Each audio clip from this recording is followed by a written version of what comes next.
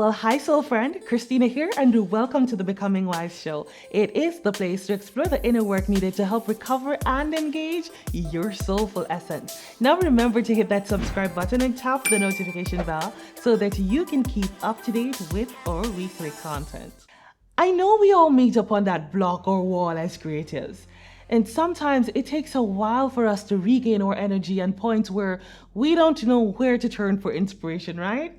Well, at some point in our lives, we learn of Pavlov and the dog salivating, the conditioning theory. For a refresh, or if you haven't learned of this, here's a quick overview. It's a method of learning that is by association, wherein there's a stimulus and a response. And this was discovered by a Russian physiologist named Ivan Pavlov. A popular example is that of experiment done on dogs. So Pavlov set out on his research seeking to study the salivation of dogs in response to being fed. And he predicted that once the food was placed in front of the dogs, they'd begin to salivate. So he had his equipment set up and everything to test the level of gastric juices. The study turned out to be more interesting.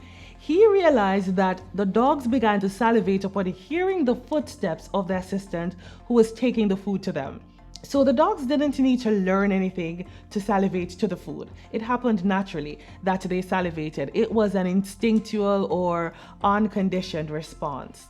Now realizing what had taken place regarding the dog salivating to the footsteps of the assistant who brought the food, Pavlov hypothesized that anything the dogs associated with being fed could trigger that same response as the food did. So, among other things, he introduced a bell. And if he just rang the bell, it wouldn't do anything. But he rang the bell each time before he fed the dogs. And after a while, guess what happened? Just the sound of the bell increased the level of salivation in the dogs. And that became a conditioned stimulus and which created a conditioned response. Further theories developing from this experiment shares that this is able to explain all aspects of our human psychology. It's a fascinating theory and you can look up more on it. Now, what are some of the bells that can help to activate the secretion of your creative juices? In other words, what are some creative prompts, things that can evoke your imagination?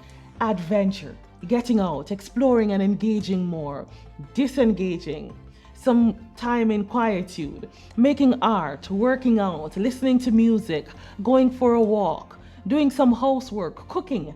What if each time you do one of these tasks, you can get an idea, or you can get in a state to do something that you desire to do? I used to always write after I read. And as much as I love writing and I desire to do it more, sometimes to just go start writing is not that easy. What started to happen over time is that every time I set out to read my book, I know that I'm going to write something. Inspiration seemed to come naturally for me to write.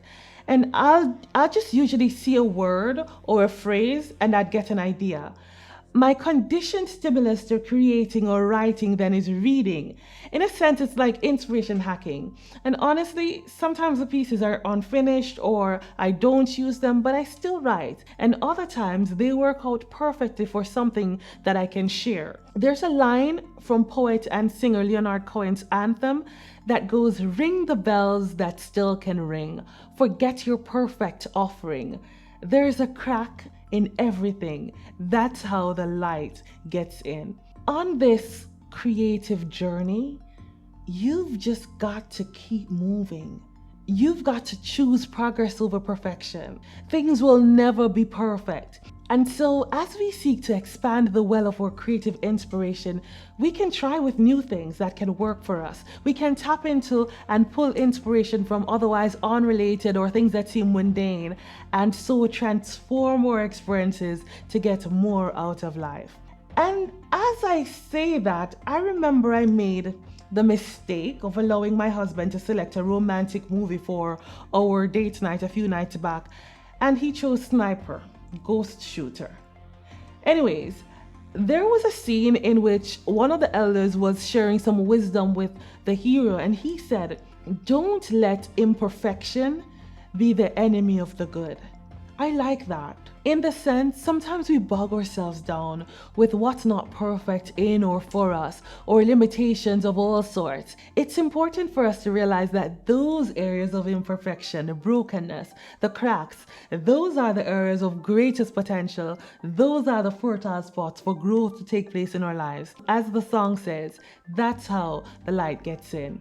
I hope that this message will prompt you to explore new ways in which you can fuel your creative inspiration and energy, as well as embrace the other areas to let the light get in.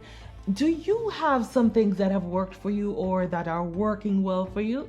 Share with us in the comments as we expand our awareness and explore our possibilities together. Bye bye for now.